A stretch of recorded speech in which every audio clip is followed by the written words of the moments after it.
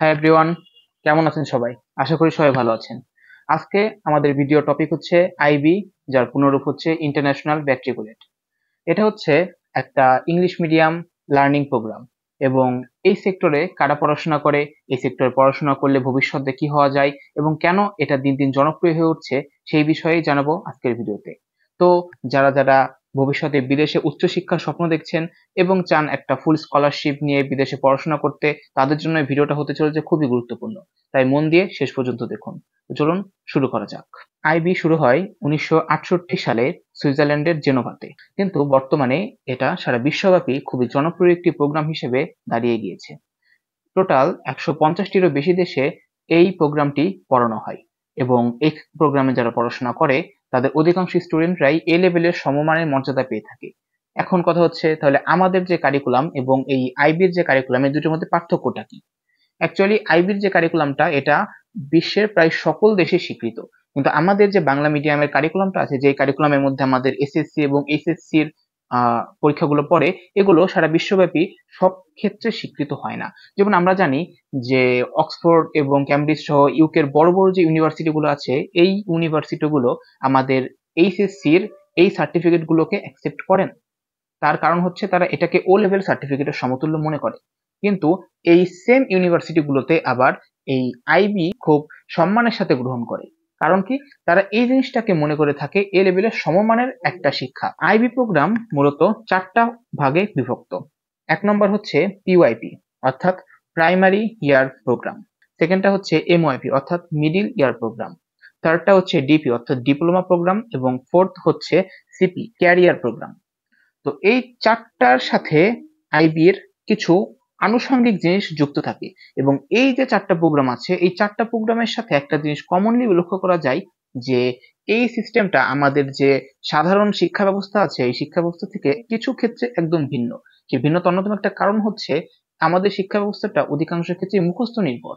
তবে এই আইবিটা শুধু মুখস্থ নির্ভর না, এখানে আপনি প্র্যাকটিক্যাল স্কিল এবং সাথে সাথে আপনি শিখতে পারবেন কিভাবে ক্রিটিক্যাল থিঙ্কিং এর মাধ্যমে সমস্যার সমাধান করতে হয়, প্রবলেম অ্যানালাইসিস, এবং সাথে আপনি আরো জানতে পারবেন কিভাবে একটা টিমে কাজ করতে হয়, ফিল্ডে কিভাবে কাজ করতে হয়। অর্থাৎ এটা আপনাকে একটা কমপ্লিট গাইডলাইন দেবে, শুধু মুখস্থ নির্ভর একটা জিনিসের উপর ভরসা করে আপনাকে গড়ে তুলবে না। আর এই জন্য এই জিনিসটা সারা বিশ্বব্যাপী এতটা জনপ্রিয় হয়ে উঠছে। এই আইবি এর মূল যেই পড়াটা পড়া হয়, মানে মূল যে প্রোগ্রামটা আছে সেটা হচ্ছে এই ডিপি, অর্থাৎ ডিপ্লোমা প্রোগ্রাম। এটা মূলত 2 বছরের হয় এবং এই 2 বছরে টোটাল 6টা সাবজেক্টের ওপর স্টুডেন্টরা পড়াশোনা করে থাকে। তার মধ্যে ম্যাথমেটিক্স পড়বে, তার মধ্যে সায়েন্স পড়বে, তার মধ্যে আর্টস ফ্যাকাল্টি পড়বে, এর মধ্যে আরো অনেক, যেমন ল্যাঙ্গুয়েজ এন্ড লিটারেচার সহ আরো অনেক সাবজেক্ট যুক্ত থাকে। এই সাবজেক্টগুলোর সাথে সাথে স্টুডেন্টরা আর 3টে কোর এলিমেন্টের উপর ভিত্তি করে স্টুডেন্টরা পড়াশোনা করে থাকে। সেই 3টে কোর এলিমেন্ট হচ্ছে টিওকে, ইই এবং সিএ।